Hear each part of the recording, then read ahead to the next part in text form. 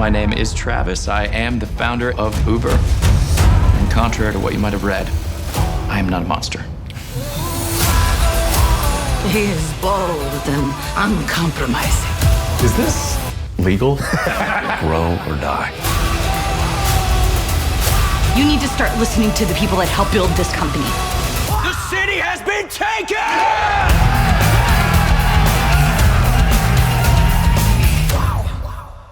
When Covington and Masvidal step into the octagon this Saturday at UFC 272, DraftKings Sportsbook, the official betting partner of UFC, has a knockout offer for all new customers.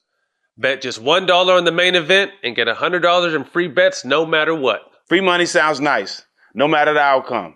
DraftKings has you covered with $100 in free bets. Use those winnings to bet on the NBA or anything else that DraftKings has to offer. If Sportsbook isn't available in your state yet, you can still feel the thrill of UFC 272 with DraftKings free play pools. Everyone can enter the free pool with $10,000 in prizes. They have many questions you can choose from, like how long will the fight last and who will walk out the winner. Download the DraftKings Sportsbook app now. Use the promo code SMOKE. Throw down just $1 on UFC 272 main event and get $100 in free bets no matter the outcome. That's code SMOKE this Saturday at DraftKings Sportsbook, the official sports betting partner of UFC.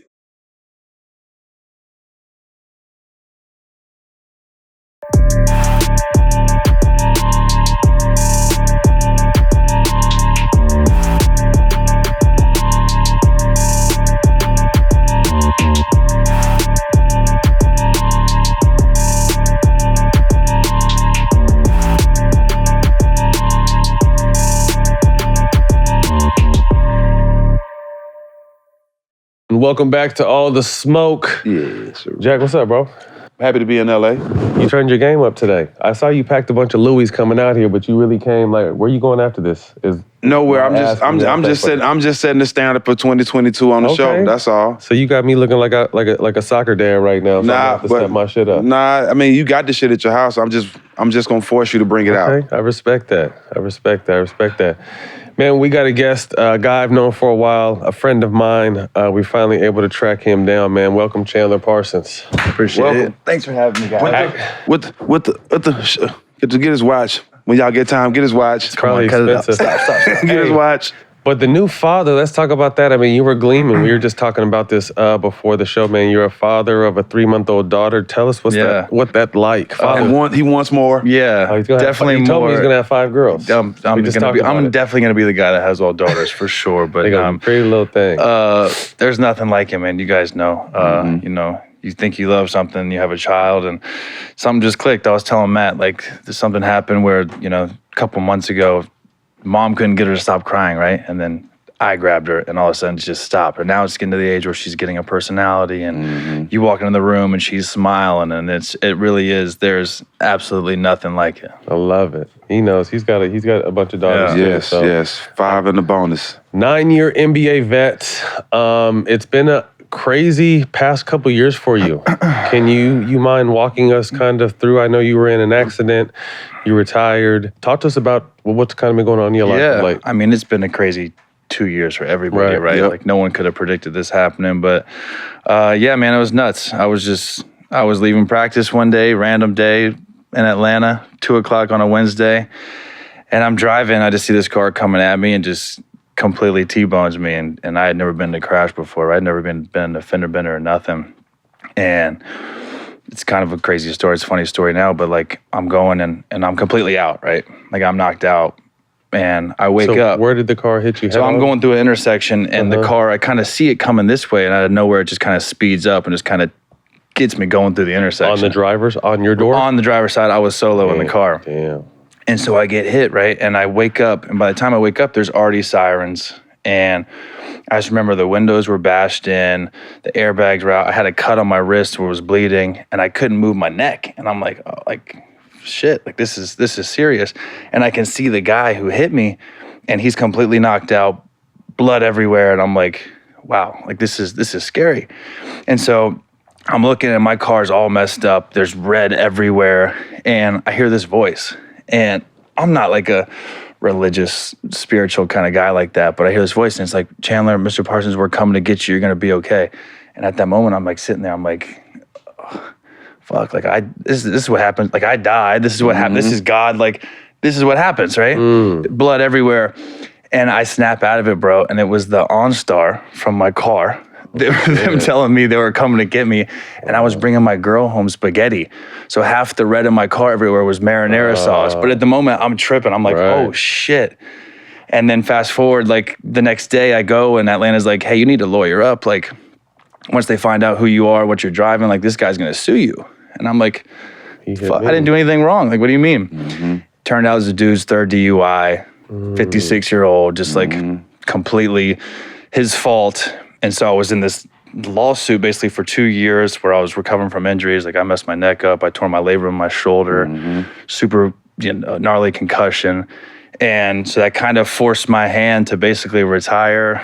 And I never thought I'd do that at 31 years old. You know, you want to go out on your own terms. But it was scary, man. But then the whole world closed down with COVID and I think everything kind of happened for a reason, but it was scary. How are you physically right now? Obviously, I know the mental is going to take a while to just process everything, but how are you physically feeling right now? Yeah, physically, I'm getting better. You know, I'm still like rehabbing, working out, still training. The injuries are stuff that I can, they're permanent, but I can kind of maintain. I'm not going to play in the NBA anymore, so I don't need to be doing that. But to live my life and do what I want to do, to be a father, travel, things like that, I'm okay. And the lawsuit's settled, so now I'm finally free and able to do cool shit like this. I live in Atlanta, so I remember that. Yeah, that was nuts. It was crazy. It was crazy, Ron. It was crazy. It was crazy. How have you kind of compartmentalized? Obviously, the way you spoke on your daughter, you turned instantly red, but kind of just, again, the last 2 years, and now something I want to visit on, just like the mental side of having your career cut short. Yeah. You know, you had bad luck with injuries towards the end, but then just to have it kind of taken away with that kind of situation, how have you kind of handled that? Yeah, that takes a toll on you. I had 5 knee surgeries, so I was kind of missing time, missing games, kind of towards the end of my career anyways. You had 5? 5 knee surgeries, dude. It was terrible. 2, 3? 3 and 2. Yeah. Meniscus. I had microfracture. That was my first one too, which kind of set it off and spiraled from there. But yeah, I mean, it just sucks. It's things that you can't control that, my dream as a kid was to play in the NBA and compete at the highest level. And the fact that I did that for 9 years, and obviously it was altered by injuries and stuff, but I never thought I'd retire on these terms. I never thought I'd retire from the game at 31 years old. And it takes a toll on you. There were some dark times there where, kind of why me? Why is this happening to me? And then the crash happens. Then I'm watching these guys play that You got me hating on you. Then Jack's going at me on fucking social media. I always wondered too, because I'm like, yo, Chandler's one of the coolest white boys I know on the planet. Him and JJ Redick, man, I'm trying to tell you. Yeah. No. And that's, that's funny he said that, but that's just part of it, right? And then obviously when, I was on a big contract, right? And I had high expectations and I was making a lot of money and I wasn't playing. And so I understand that part. Right. But yeah, I just never expected it to end this way and this quick. But, I'm kind of excited for the next future. Oh, that's good, man. Castleberry, Florida. Talk about your upbringing. How was it growing up and how did you get into sports? Yeah, so I'm the youngest of 4 boys. Grew up in Castleberry, Florida. Go over there. My brother What's up, Chris bro? is here. Yeah, so Chad, Chris, Chase, being the youngest, I just got the shit kicked out of me every single day, right? And I was always playing with older kids, which I think kind of got me prepared because by the time, I'd go to my own 8 and under at basketball game and I would dominate because my 3 older brothers were killing me before that, right? So yeah, grew up with them, family, huge Orlando Magic fan. Used to always, I'd go in the backyard, I'd watch the games with Shaq and Penny and them, and during a timeout, I'd run to the backyard and act like them and do what I saw and then go back and watch the game. So that was always just, I always wanted to do it, right? And then, with the brothers, I couldn't have been here without them. They pushed me, they helped me so much. Just kind of develop. Castleberry's close to Orlando. It's like a suburb that's not very nice inside Orlando, yeah. That's not very nice. No, it's not very nice. You went to Winter Park High School, and the number 44 recruit in the nation. You committed to your home state team, the University of Florida, 2006. What was that? How was that decision? So that was crazy. I went to Winter Park Lake Howe High School. Winter Park's that's kind of the rival school. But no, it was cool, man. Like when I was a junior and senior in high school, that's when Florida was popping, right? That's when they just won the 2 national championships. Joakim, Al Horford, those guys were there. And I loved the Gators. I would always go to camps growing up. And so being a fan, having them on top of basketball, Billy Donovan as their coach, like to me, it was a no-brainer. And by the time I was a senior, I was a 5-star recruit, but this dude would not offer me a scholarship. And I'm going to all these All-American camps. I got all these offers, but for whatever reason, and my teammate, and my high school teammate, Nick Calathis, I don't know if you guys remember him, he was committed there since he was like a freshman. So I wanted to go there so bad. And just through the process, he finally offered, and I had my 5 official visits planned. Florida was my first one. And Joakim was my host. Ooh. That's a good host too. Let's just say I signed on Sunday and canceled the other 4 visits. Off. I already, I don't know him, but I feel like I would fuck with him. You would vibe with him like he's the best. I love competing against him, but I feel like just we would be burning it down. No, he's on your guys' vibe. Who were your other 4 visits to? So my 4 visits for Texas, LSU, Tennessee, and Notre Dame. But it was a wrap after that visit. That was it. So you're one of those rare, as I was, 4-year players, 1 SEC Player of the Year.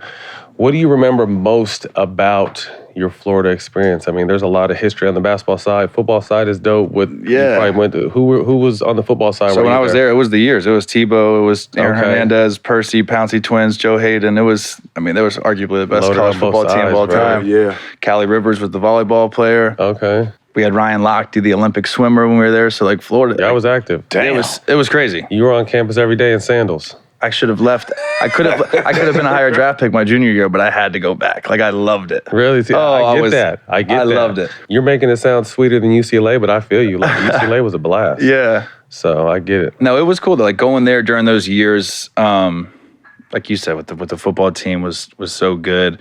Our basketball team was very good. So it was just, I was an hour and a half away from home. So my parents, my family could go to all my games. And like I said, it was just a blast, man. Like I loved it. Did you guys kick it with the football team? We did. You know what? All football players think they can hoop, right? So they would all go to the rec center and we would play against, like we would kind of play. And I remember Aaron Hernandez, he had game. He was nice. Yeah, we were with Julian Edelman last night, and he was telling us the same things. Aaron was nice. He had a scholarship. He played on Connecticut, like the Husky AAU team or whatever, with the coach's son. He was nice. Really? Like he could have easily went D1 in basketball. That's crazy. This dude just told us that shit last night. Then he was really good. So him, Brandon Spikes, like all these guys, they would go and they're athletic as fuck, right? Like they could go. Right. But yeah, we used to bust their ass. I remember, Drew something. Jelani, you remember his name? Or Ray, you remember the name? The quarterback from UCLA that used to come in barefooted and go between his legs, the white boy. Drew Bennett. He was a backup quarterback at UCLA. Played like 7 years as an NFL receiver. He's the Schwab over there. He knows everything. Nerd. He knows everything. But it's crazy because this dude, the football players would walk through Poly sometimes to go to meal after practice, and Drew would come in there with no shoes on and do the East Bay funk and dunk that bitch. Yeah.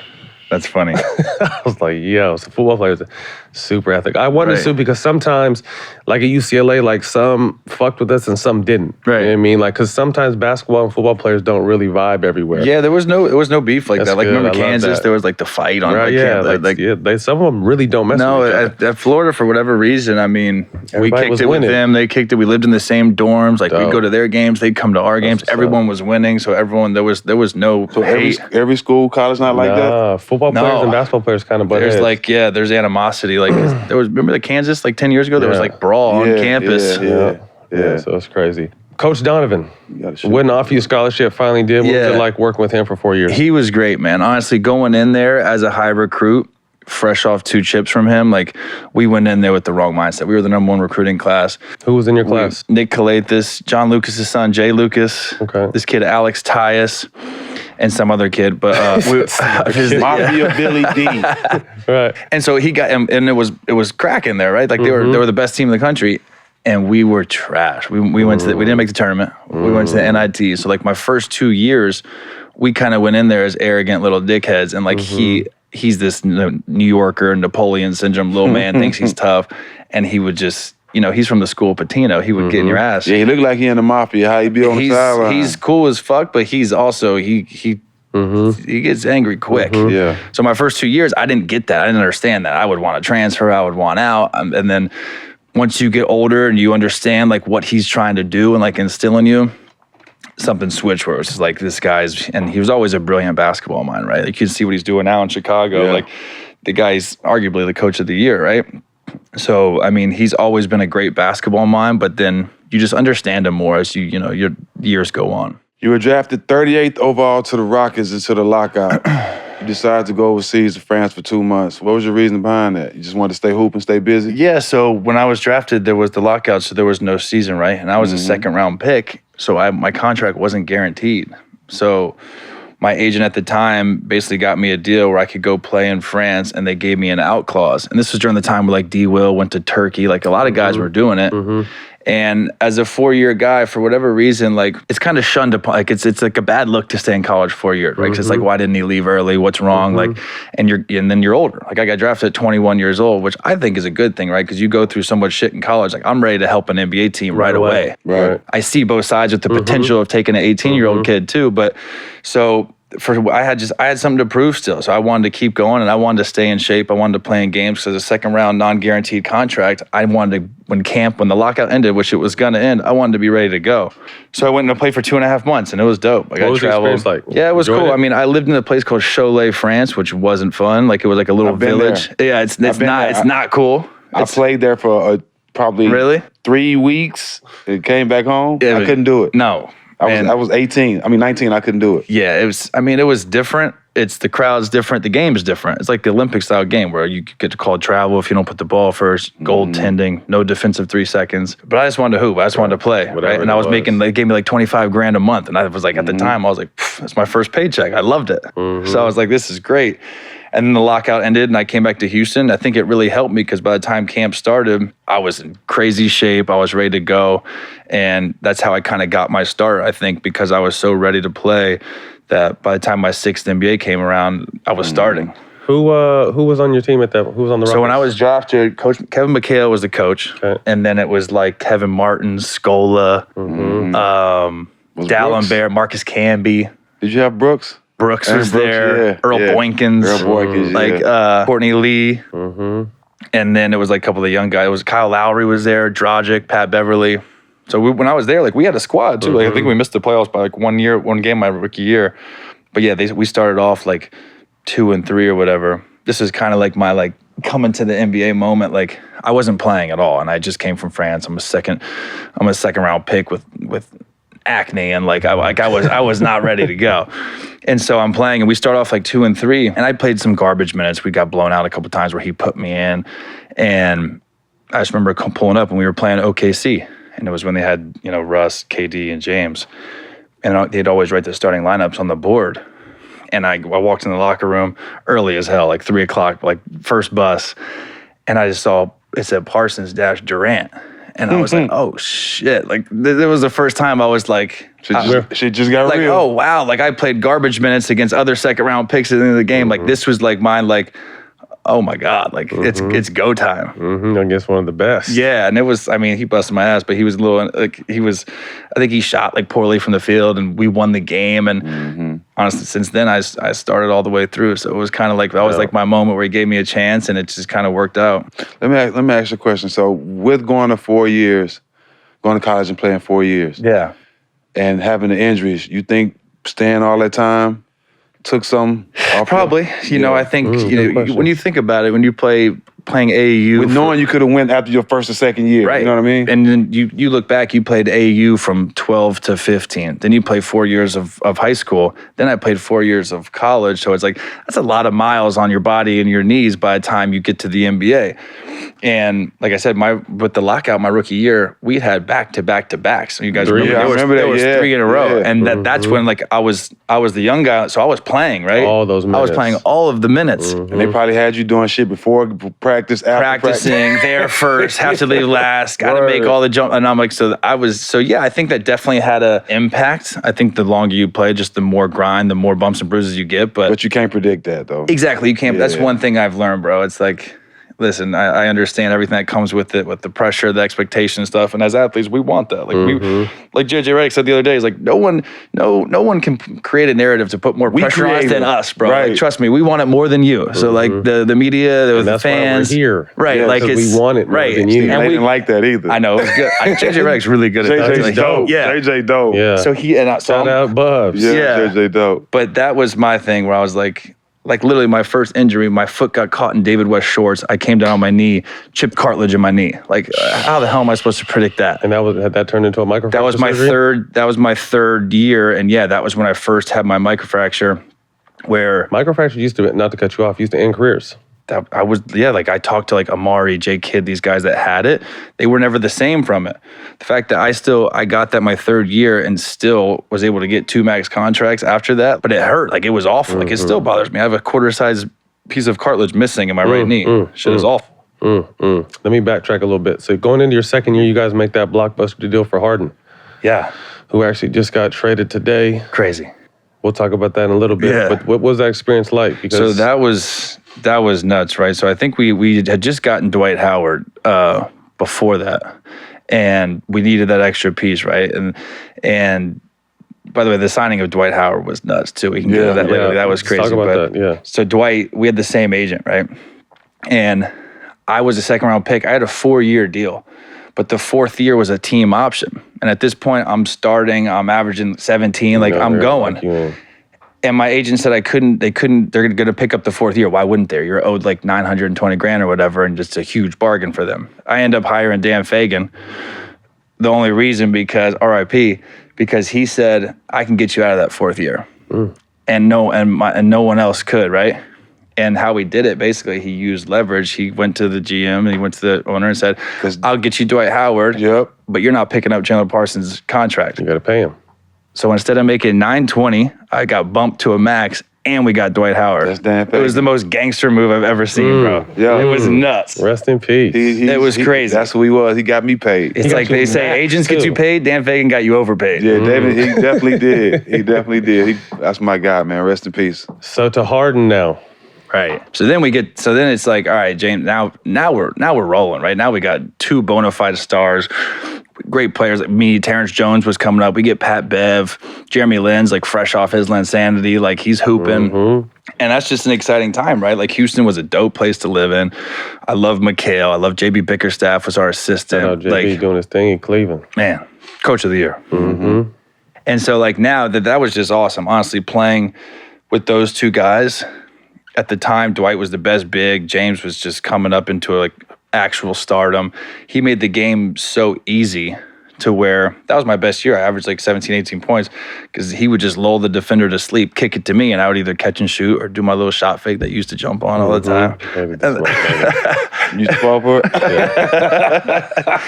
And then I would go. But he made it. And then like, going forward, I wanted more, and that's why I eventually ended up leaving. Like I thought it would be, I thought I wanted that next step. Playing with James, he made it so easy where, it turned out to not be that easy when I left. But like playing with him, man, he's still him.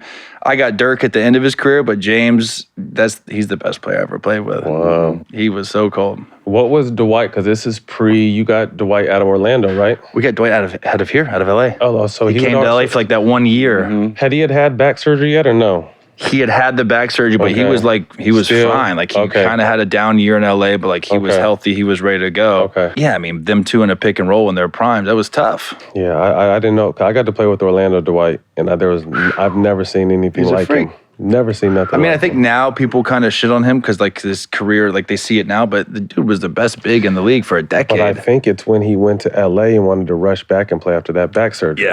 Is what set him back. So his will to want to help a team not fucked his career because he's still, definitely doing his thing, but he wasn't who he was at all. But when people talk about him, though, they can't really talk about his basketball. Because he's an automatic Hall of Famer. So it got to be something that you don't like about it. Or something off the court. Should have been a top 75 player. Dwight, no doubt. Yeah, so. It's just the personal shit that you maybe you just dislike him watching him, the whatever. But as far as basketball, he's first ballot, top 75. Like he got ripped. So your first Dwight, you got James, the squad you mentioned. You guys battle OKC with Russ and Durant on their shit. What was that like? I mean, that was a crazy series. James had just left there. We were going back in there. OKC was one of the craziest crowds to play in front of. Got the towels. They don't sit the fuck down all game long. Like, it was nuts. James just left there. OKC's fans are nuts. And then if you remember, that's when Russ was dribbling to half court to call the timeout, and Pat did the little move and tore his meniscus. So, like, that was a fun series, right? I think we ended up losing in 6, but, like, playing against those guys, playing against KD for 6 games, guarding him, like, that was just a grind. Like, and you guys know playoffs is just different. Like, you can say it, right? But, like, I mean, every possession matters. This shit is crazy. What's the furthest you've been? Game 6, Damian Lillard, game winner in my face. West Conference Finals? No, first round. First round. Yes. That's the part you've been first round? Never got out of the first round. This is what you were about to ask him right here. This is your segment right here. It was perfect. Damn, you had to bring that up. Yeah. I didn't even look at it, so it was meant for me to ask that because I didn't even look at it. Yeah. Talk to us about that series. That was a hell of a series. Yeah, that was unbelievable shot. Man, that was crazy. So I'm a natural, dog. we have them. Yeah, you saw that coming. That was another game 6, right? We had just won 2 in a row, so we win this game. We're going back to Houston for game 7. We were the higher seed, and that play was crazy. Still to this day, we have Patrick Beverley on the court. I don't know why the fuck I'm guarding Damian Lillard, right? Like, what? But that was just like a crazy thing where he came off a screen, and I mean, the man hit a 30-footer, right? Like, I mean, going to his left, with like 6'9" motherfucker, right? And I'm there, like I'm. Yes. Like, I mean, he's been doing this his whole career, though, right? Like, that was a tough one, though. That was a crazy shot. That was my last game in Houston. That was it. Like, that was our chance. We had a great team that year. We were building. We were going back to the crib for game 7, and just like that, he hit one of the craziest shots I've ever seen. So, you say you leave Houston because you want a bigger role. You're off to Dallas. Well, you know what? I was on my rookie deal. I was a restricted free agent, so this was actually when we brought Dwight in, and we did the deal where basically Cuban came in and he gave me a crazy max deal with like a no trade clause, player option in the last year. Like, he really buttered you up. Hard part of the deal. To make like it in as a restricted free agent, you kind of have to do that, right? To get the team not to match. And yeah, so like that at the time, I loved playing with James. I loved playing with Mikhail and Dwight. And I just thought, you know what?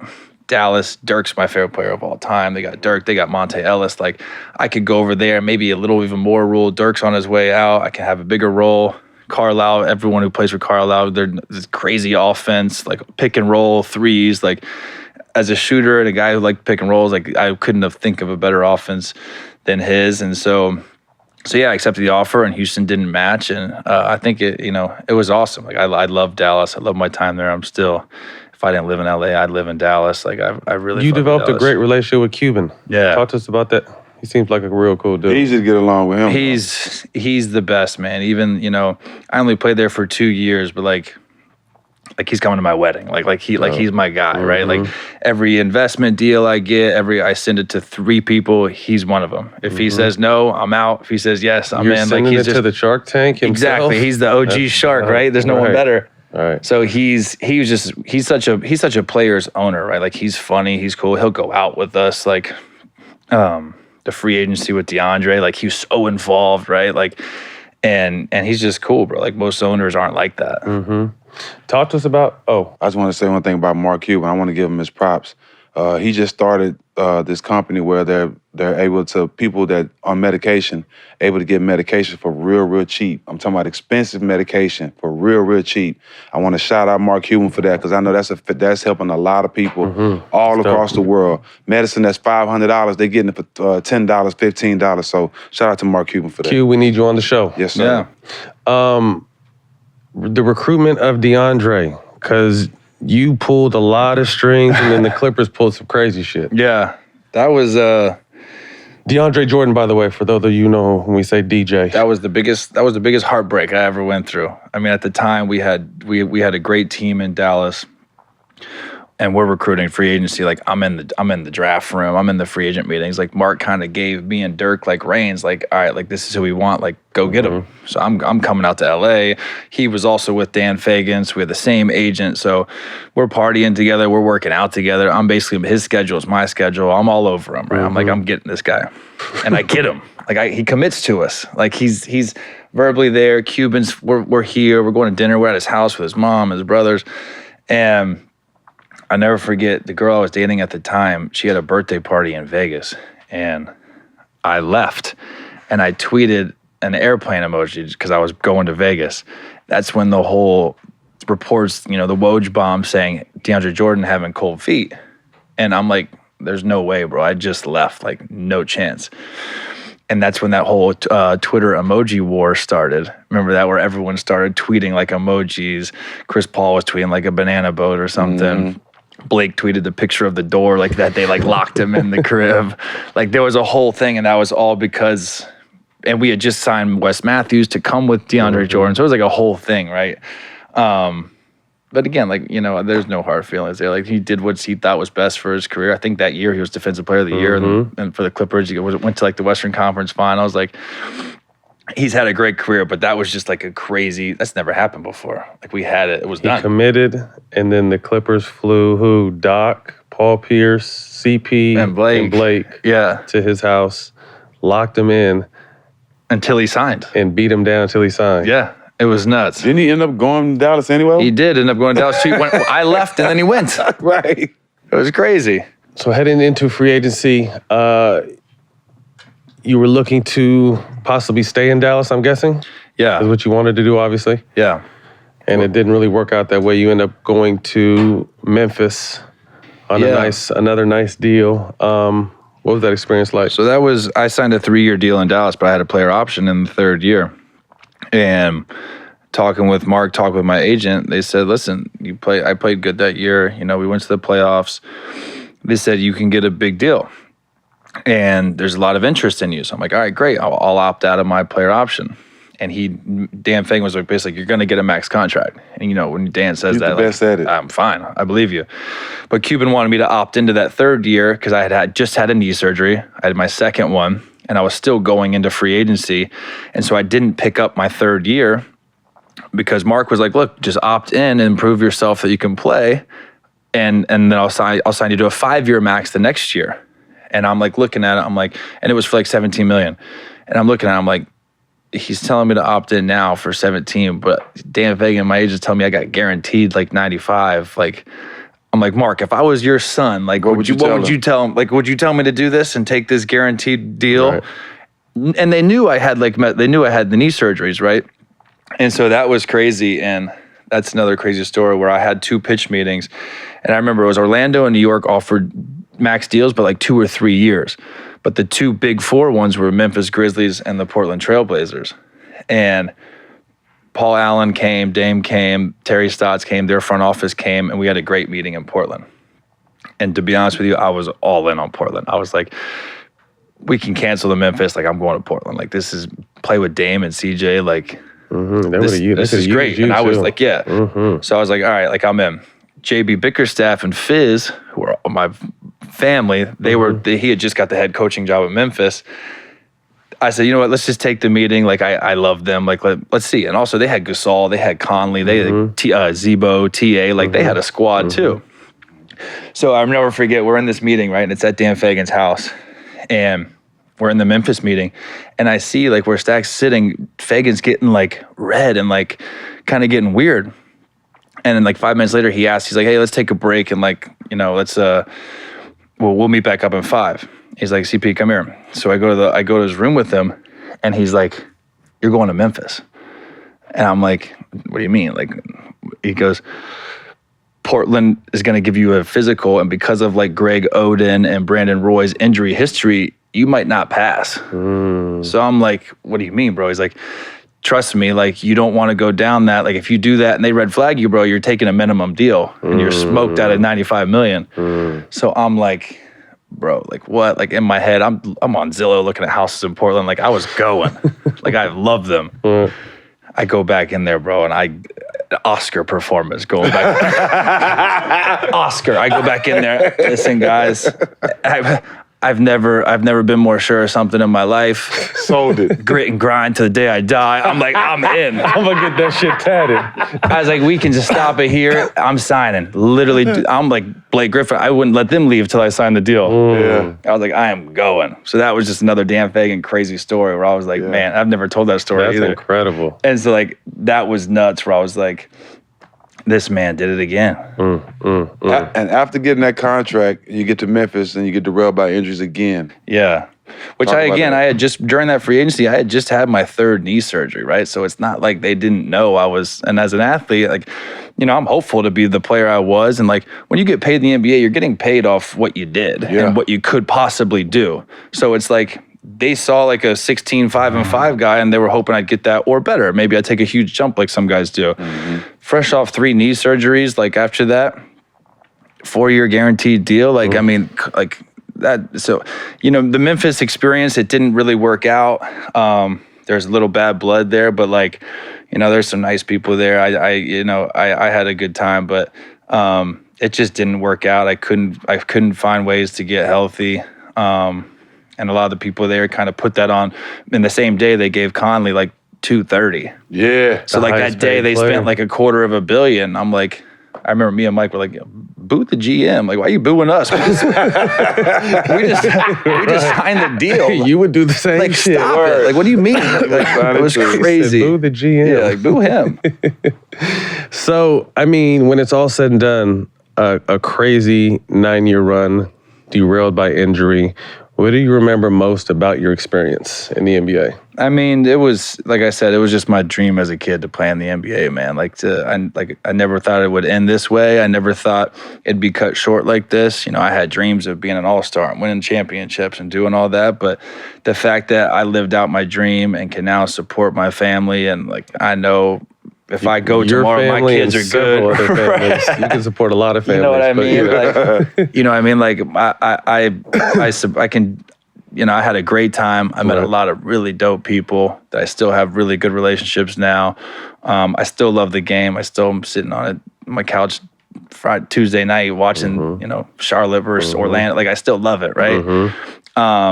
But you know what? This just living out my dream was, there's no words for it. Like, and it's sad that it's over. But again, I'm just excited for, you know, the future of my girl and my wife, and just kind of going from there, doing different business things. It's I mean, you get to bounce business ideas off the fucking Shark Tank. Exactly. Right. What's better than that? Advice, looking back now, you would give to a younger player? Honestly, the time flies, bro. Like it's 9 years went by like that. Like I remember draft day. I remember, you know, SEC championship. Like it goes by so quick, and you want to enjoy it. And I enjoyed it. Like I'd go out. I was a little reckless early on in my career. And you should, you know, you have a great life. You're making a lot of bread, like you should.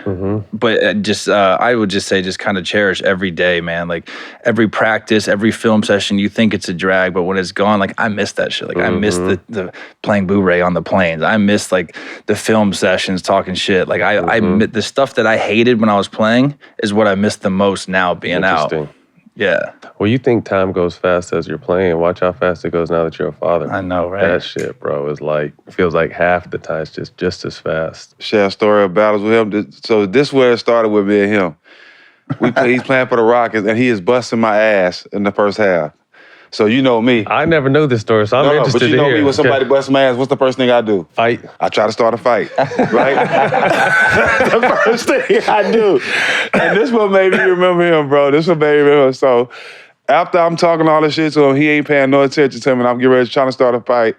And it's a timeout. And I see him walking to the side with his teammates, and he looks at his teammates like, is he serious? Yeah. He's like, is he serious? And I bust out laughing, dog. I'm walking back to my huddle, and I'm crying, laughing. I was like, bro, he just asked his teammate, was I serious? I remember you were on Milwaukee, right? Yeah. I remember you didn't even want to be in Milwaukee I was dying there. Yeah. But bro, you hear things about players, right? Like, don't fuck with Zebo. Steven Jackson was one of them. So now I'm real life in the game. I'm playing good against him, but now like he's tight and like he's talking shit to me. I remember asking Sam Dallenberg, and like he said something to me like like anybody but him. And I was like, I already started it. Like, You had by 16 I'm like, in the first quarter. He was like frying my ass. I was like, shit, fuck it. it's too late. I can't take this for 4 quarters. Hey, Sam knew karate, though, his big, long ass. He's like, what? You don't have my back? And he like looked away. I'm like, God damn, Sam. And even no. Yeah, right.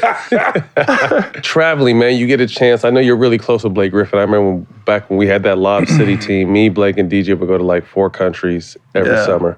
You love to travel. Some of your favorite countries? Cholet. Yeah, Cholet, France. Beautiful this time of year. Cholet. Yeah. Bullshit. Yeah, you said it. Yeah, you know what? I love, like, I went to the Cannes Film Festival twice, just the south of France, that part of the world I had never imagined, like, going or seeing, but it's super dope, really pretty, great food. Those Ibiza, Mykonos trips are awesome. Where, I like Mykonos a lot. those are fun, because you can either go with your girl or you can go with your boys. And like, you can do everything there. But honestly, our favorite spot is Cabo. It's 2 hours from here. I just gotta tell people Cabo. You got a spot out there? I just got a spot. We need to borrow it. Yeah, it's yours whenever. No, I'm not bullshitting. You're over here smiling. Give us a good price. We got it. Yeah, we'll pay for everything. It's me and Jack's birthday coming up. We wanted to take a Cabo trip with our girls. We got a rich friend, Chandler. Thank you. You see how that works? Bro, that shit is traveling. crazy. I'm a foodie. Yeah. Best food you've had. I just came from Montego Bay, Jamaica, and that's number 1 on my spot right now. Yeah. It was unbelievable. Food was it? It was dope. Food was crazy. Yeah. See, I mean, Paris, the food's awesome. Like living there when at Cholet, if I'd have an off day, we would take like me and the other American on our team, we would drive 2.5 hours just to go and get like dinner and go out because Cholet was such trash. We would do that. I mean, but the Cabo, bro, like it's 2-hour flight and you're in a different world, different language. I love Mexican food. Like it's just the best. The culture's the best. They're so nice. The staff is unbelievable. Great golf courses. Like, fantastic golf. And like I said, it's 2 hours away and you're there. I like that. We're there. Yeah. Thanks, Appreciate you. You mentioned a little bit of business. What kind of stuff are you into? I mean, you unfortunately have to, retire at an early age, but, life is good. Wife, daughter, business, I'm sure is booming. What kind of stuff are you into right now? I think I'm investing in a lot of startup companies and a lot of other companies. Like I'm in on Hyperice, Aura Ring. I still don't know what esports is, but I'm in FaZe Clan, which is apparently is like... You'll watch an esports game.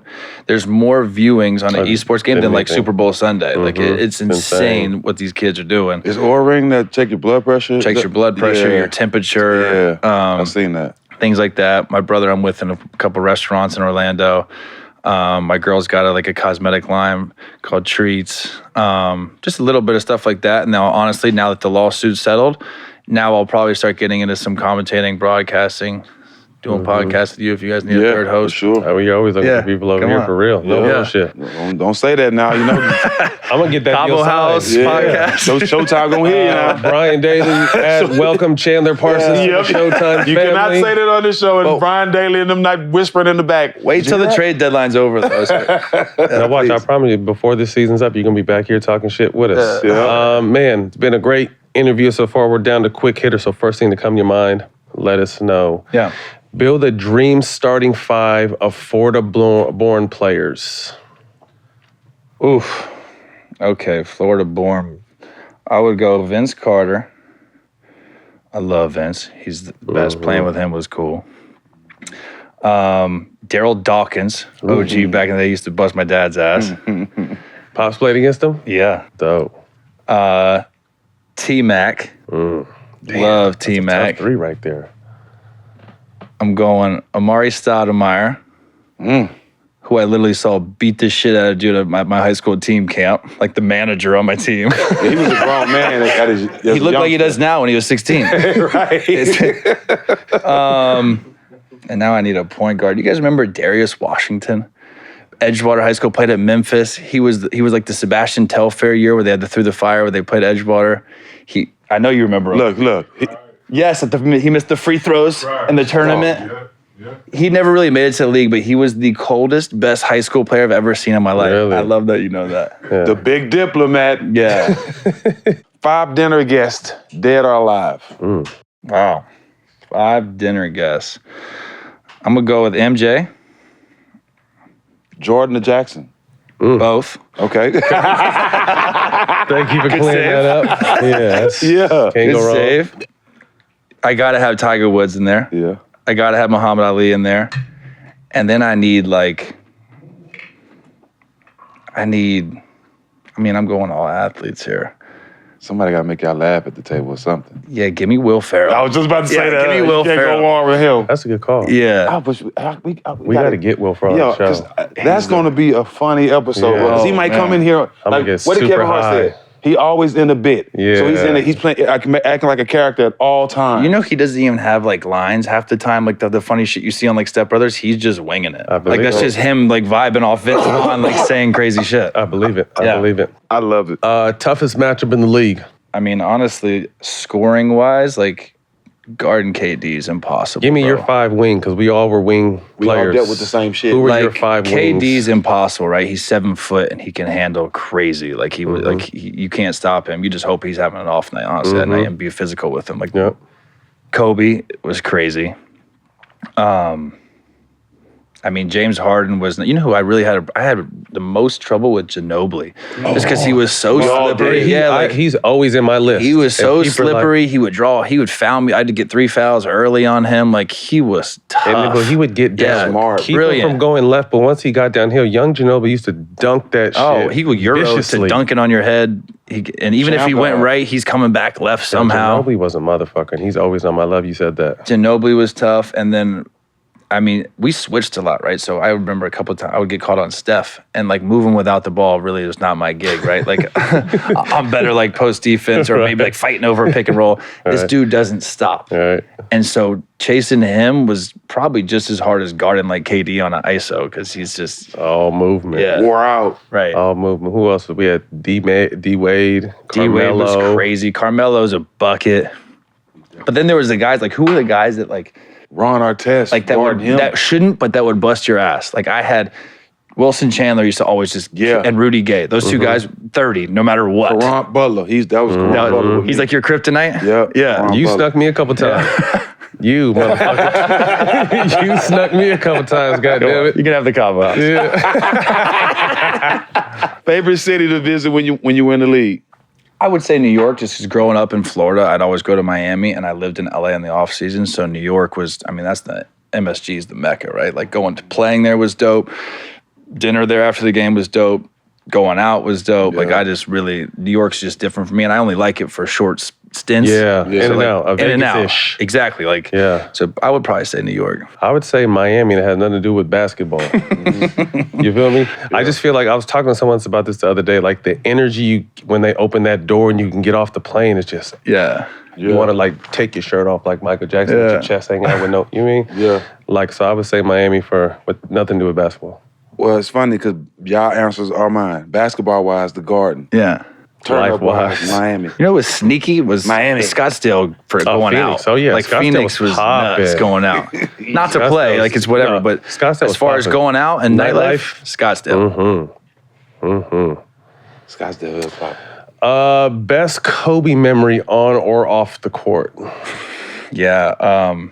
So I got a good Kobe story. So my rookie year, we're playing here in Staples Center, and Mikhail tells us before, like, look, you're like, he pulls me aside, like, you're gonna see crazy people, you're gonna see celebrities there, like, lock in. And Kobe, he's gonna try and bust your ass, like, he's gonna be like offended you're guarding him. Absolutely. And I'm like, cool, like, love it. I'm flattered to guard him. So I go there. First of all, I'm just looking at the court side. My head's on a swivel. Just I've never seen this before, right? I'm like, God damn, this is crazy. All of like, them are in Denzel's there. there, and this chick's there. I'm like, wow. So I'm already distracted, and of course I'm starting on Kobe, and Jordan Hill that year had got traded from Houston to LA, so I had known him as a little side note. And fourth quarter comes around, and Kobe looks at me, and he's like, "Are you guys staying the night tonight?" And I'm like looking at Mikhail, make sure he's not looking at me before I'm like, yeah, like, what up? I'm like, oh, he's doing it. Like, he's Mr. Miyagi me right now. He's like, he's doing it. I'm like, yeah, like, what's up? We're staying.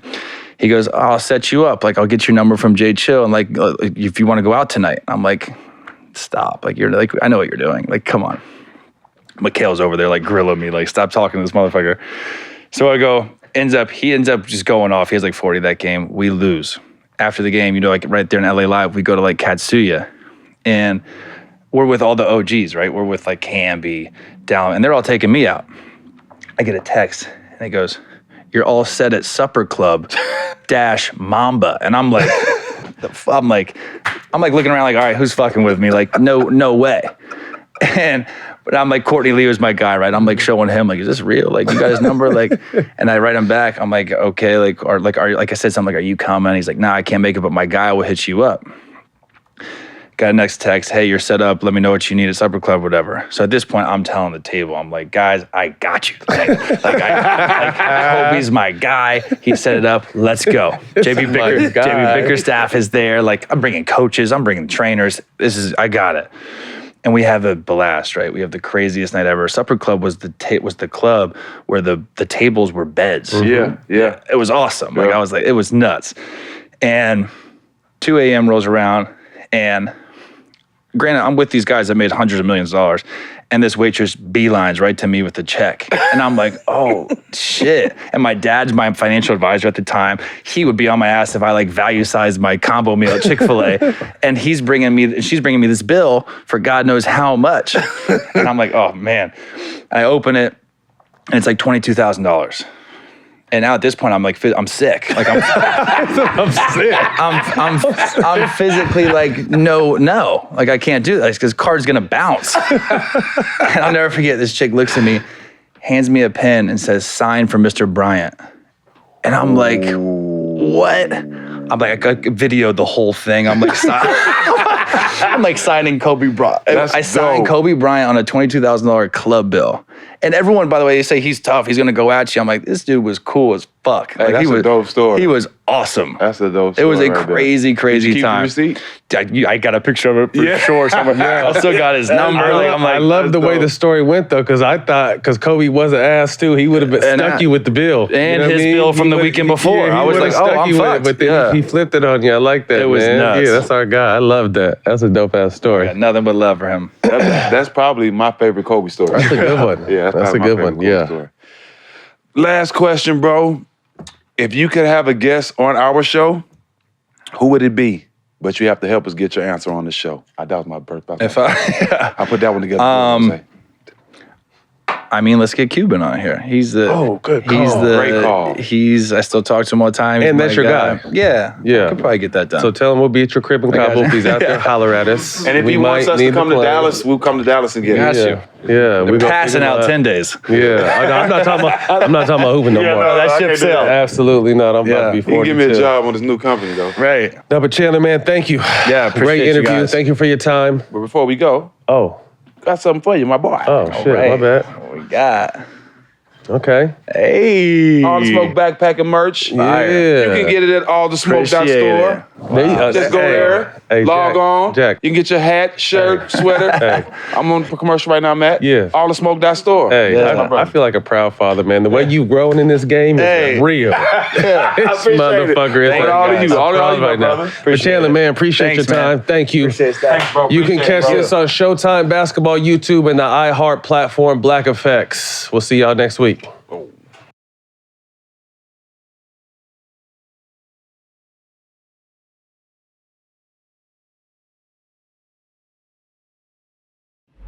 Our world has been transformed into an alternate reality. Time has been broken. To save the future, we have to repair the past. We are at a fork in the road. Two futures. We need to help each other. We're stronger together.